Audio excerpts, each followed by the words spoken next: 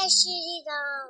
नमस्कार भाई मेरे चैनल में आपका स्वागत है। छोटू क्लासेस विक्रमपुर में इस चैनल में खान सर का अपलोड कर रहे हैं और ये पॉलिटिकल साइंस है, भारतीय राजनीति के बारे में अनुच्छेद भाग 1 भाग 2 भाग 3 सब भाग में अनुच्छेद भी, ठीक है। और 6 पार्ट तक अपलोड कर दे, जाके देख लीजिए। अब संसद में भी अभी इसमें करेंगे संसद का, राज्यसभा के बारे में केवल, उसके बाद लोकसभा। पहले संसद में जाइए, संसद के बारे में पढ़ते हैं। पार्लियामेंट अनुच्छेद 79 संसद, मतलब संसद किस में आता है? 79 में। संसद भवन का निर्माण एडविन लुटियन तथा ब्रैकेट ने किया। संसद भवन का निर्माण जो है एडविन लुटियन तथा ब्रैकेट ने किया। संसद भवन का निर्माण एडविन लुटियन तथा ब्रैकेट ने किया। क्या क्या? एडविन लुटियन तथा ब्रैकेट ने किया।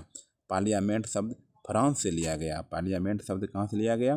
फ्रांस से लिया गया। जबकि संसद जननी ब्रिटेन यूके को कहते हैं। पार्लियामेंट इंग्लिश का वर्ड फ्रांस से लिया गया, जबकि संसद की जननी ब्रिटेन यूके को कहते हैं। क्या कहते हैं? यूके को कहते हैं। क्या कहते हैं? यूके को कहते हैं। चलिए, संसद के 3 अंग है। क्या है? संसद के 3 हैं, लोकसभा, राज्यसभा, राष्ट्रपति। संसद के 3 अंग, लोकसभा, राज्यसभा, राष्ट्रपति। संसद के 2 सदन हैं, अंग बोलेगा तो 3। संसद के 2 सदन हैं, लोकसभा और राज्यसभा। आइए, संसद किसी अंतर्राष्ट्रीय संधि या समझौता को किसी भी राज्य में लागू कर सकती है बिना उस राज्य की अनुमति के। संसद किसी अंतर्राष्ट्रीय संधि या समझौता को किसी भी राज्य में लागू कर सकती है बिना उस राज्य की अनुमति के। संसद भवन के बीच का भाग सेंट्रल हॉल कहलाता है। संसद भवन के बीच का भाग क्या कहलाता है? सेंट्रल हॉल कहलाता है। विदेशी अतिथि सेंट्रल हॉल में ही भाषण देते हैं। विदेशी अतिथि जो है सेंट्रल हॉल में ही भाषण देते हैं। संविधान का निर्माण सेंट्रल हॉल में ही बैठकर हुआ है। संविधान का निर्माण जो है सेंट्रल हॉल में ही बैठकर हुआ है। संविधान का निर्माण जो है सेंट्रल हॉल में ही बैठकर हुआ है। इसमें 1000 तक आदमी बैठ सकते हैं। इसमें 1000 तक आदमी बैठ सकता है। Lok Sabha 543, central hall, Rajya Sabha 245। यह 1927 ईस्वी में बनना शुरू हुआ। तो 1927 ईस्वी में बनना शुरू हुआ। तो चलिए, राज्यसभा के बारे में पढ़ें। राज्यसभा अनुच्छेद 80 में आता है। राज्यसभा अनुच्छेद 80 में आता है, जिसका विघटन नहीं हो सकता है। जिसका राज्यसभा का विघटन नहीं हो सकता है, जिस कारण इसे अस्थायी उच्च सदन कहते हैं। उसका विघटन नहीं हो सकता है, जिसका कारण इसे अस्थायी उच्च सदन कहते हैं। इसके निर्वाचन में जनता भाग नहीं लेता है। इसके निर्वाचन में जनता भाग नहीं लेती है, अतः इसे अप्रत्यक्ष सदन कहते हैं। इसके निर्वाचन में जनता भाग नहीं लेती है, अतः इसे अप्रत्यक्ष सदन कहते हैं। इसमें मंत्रिमंडल नहीं बैठते हैं और न ही इसके बहुमत के आधार पर पीएम बनते हैं। इसमें मंत्रिमंडल नहीं बैठते हैं, ना ही इसके बहुमत के आधार पर पीएम बनते हैं, अतः इसे द्वितीय सदन भी कहते हैं। इसमें मंत्रिमंडल भी बैठते हैं और ना ही इसके बहुमत के आधार पर पीएम बनते हैं, अतः इसे द्वितीय सदन भी कहते हैं। किसी भी राज्य का व्यक्ति किसी भी राज्य से राज्यसभा का चुनाव लड़ सकता है। किसी भी राज्य का व्यक्ति किसी भी राज्य से राज्यसभा का चुनाव लड़ सकता है। किसी भी राज्य का व्यक्ति किसी भी राज्य से राज्यसभा का चुनाव लड़ सकता है। मनमोहन सिंह पंजाब के जबकि वह असम से चुनाव लड़े थे। मनमोहन सिंह पंजाब के हैं, जबकि वह असम से चुनाव लड़े थे।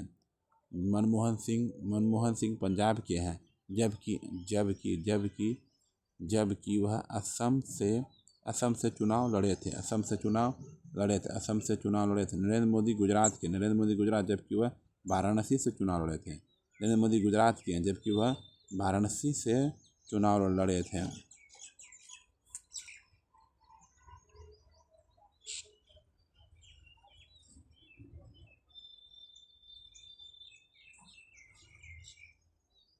राज्यसभा की चर्चा अनुच्छेद 80 में है।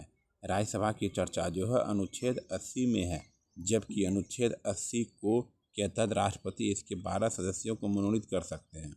राज्यसभा की चर्चा अनुच्छेद 80 में है।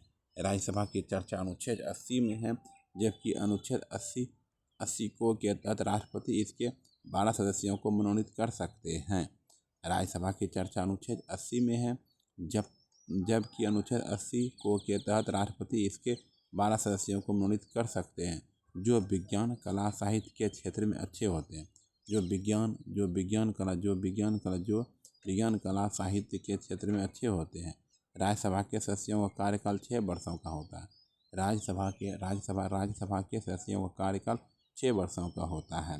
राज्यसभा के सदस्यों का कार्यकाल 6 वर्षों का होता है, किंतु इसके सभी सदस्यों का निर्वाचन एक ही बार में नहीं होता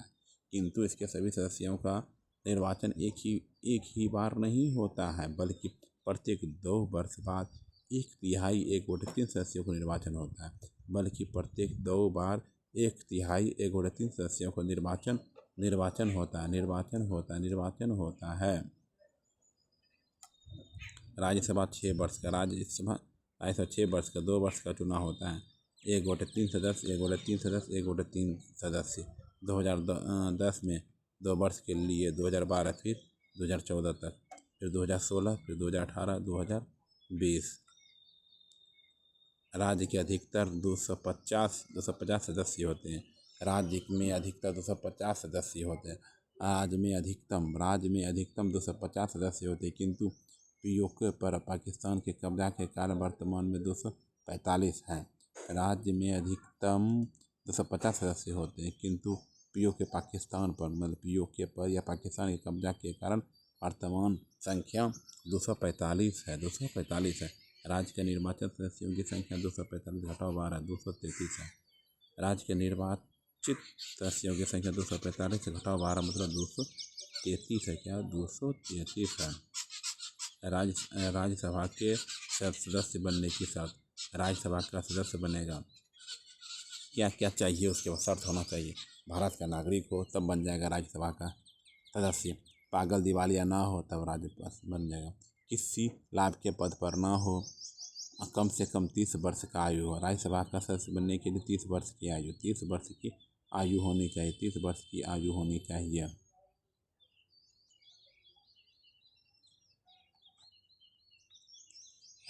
राज्यसभा का शिक्षित तथा बूढ़ों का सदन कहा जाता है। राज्यसभा को शिक्षित तथा बूढ़ों का सदन कहा जाता है। राज्यसभा का सदन 3 अप्रैल 1952 को ही हुई। राज्यसभा का गठन जो है 3 अप्रैल 1952 को हुई। राज्यसभा का गठन 3 अप्रैल 1952 को हुई। उस समय इसका नाम काउंसिल ऑफ स्टेट था। राज्यसभा का गठन जो है 3 अप्रैल 1952 को हुई। उस समय इसका नाम काउंसिल ऑफ स्टेट था। राज्यसभा की पहली बैठक 13 मई 1952 को हुई।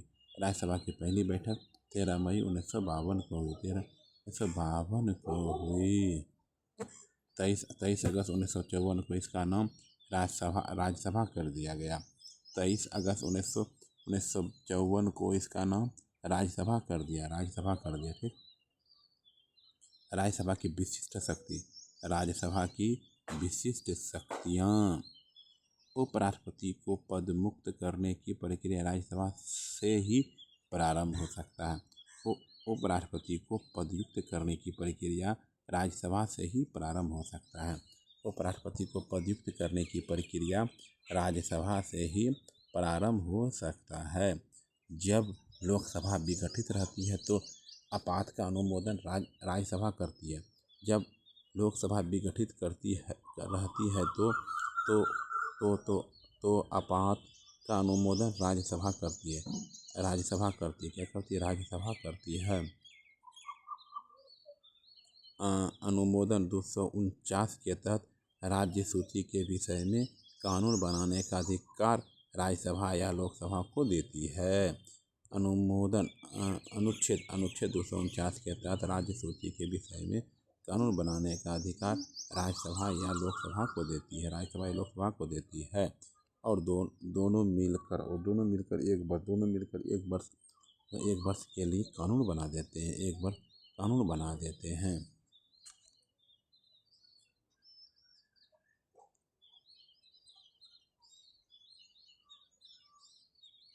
अच्छा, चौथा नंबर पे अनुच्छेद 312 के तहत नई अखिल भारतीय सेवा के सृजन निर्माण का अधिकार राज्यसभा लोकसभा को दे देती है और दोनों मिलकर इस सेवा का सृजन करते हैं। अनुच्छेद 312 के तहत नई अखिल भारतीय सेवा के सृजन निर्माण का अधिकार राज्यसभा लोकसभा को दे देती है और दोनों मिलकर इस सेवा का सृजन करते हैं। अनुच्छेद 312 के तहत नई अखिल भारतीय सेवा के सृजन निर्माण का अधिकार राज्यसभा लोकसभा को दे देती है और दोनों मिलकर इस सेवा का सृजन करते हैं। भारतीय वन सेवा क्या है? भारतीय वन सेवा। आइए, राज्यसभा की कमजोरी। बजट लोकसभा में प्रस्तुत होता है। बजट जो है लोकसभा में प्रस्तुत होता है। बजट राज्यसभा इसे 14 दिन से अधिक नहीं रोक सकती है। बजट लोकसभा में प्रस्तुत होता है। राज्यसभा इसे 14 दिन से अधिक नहीं रोक सकती है। राज्यसभा इसे 14 दिन से अधिक नहीं रोक सकती है। मंत्रिपरिषद राज्यसभा के प्रति उत्तरदायी नहीं होता है। मंत्रिपरिषद राज्यसभा के प्रति उत्तरदायी नहीं होता है। मंत्रिपरिषद राज्यसभा के प्रति उत्तरदायी नहीं होता है। यदि विधेयक पर विवाद हो जाए तो संयुक्त अधिवेशन होता है। यदि विधेयक पर विवाद हो जाए तो संयुक्त अधिवेशन होता है और संयुक्त अधिवेशन में लोकसभा की संख्या बल अधिक होती है। संयुक्त अधिवेशन में लोकसभा की संख्या बल अधिक होती है, जिस कारण विधेयक लोकसभा की इच्छानुसार पारित हो जाता है। इच्छानुसार द्वारा जिस कारण विधेयक लोकसभा की इच्छानुसार पारित हो जाता है। राज्यसभा में राज्यों को आवंटित सीटें। राज्यसभा में राज्यों को आवंटित सीटें। राज्यसभा आंध्र प्रदेश के पास कितना सीटें हैं? राज्यसभा की 11 सीट है। आंध्र प्रदेश को 11 सीट है। अरुणाचल प्रदेश को 1 सीट है। आंध्र प्रदेश को 11 सीट है। अरुणाचल प्रदेश को 1 सीट है। असम को 7 सीट है। असम में राज्यसभा की सीटों की संख्या 7 है।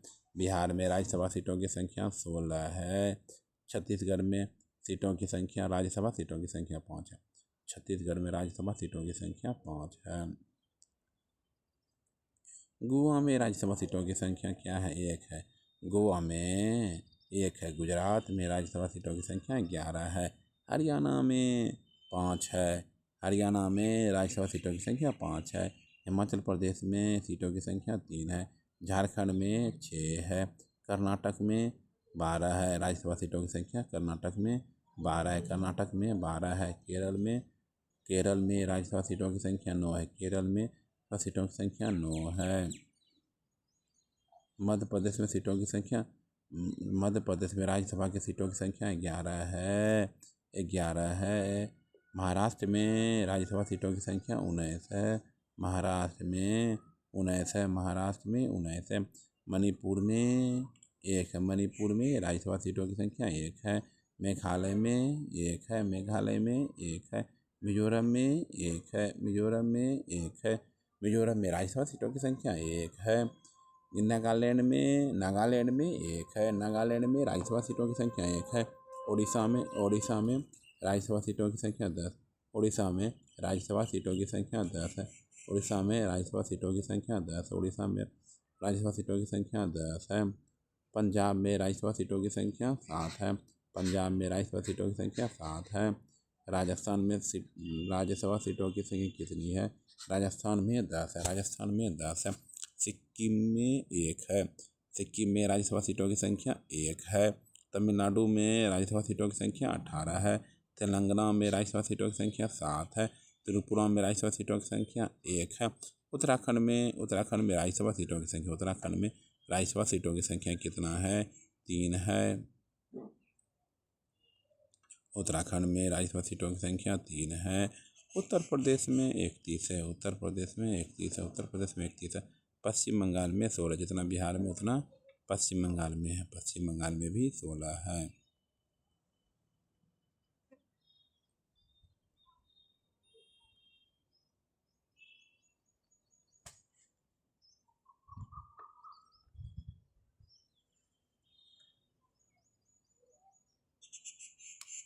राज्यसभा में संघ राज क्षेत्रों को आवंटित सीटें हैं।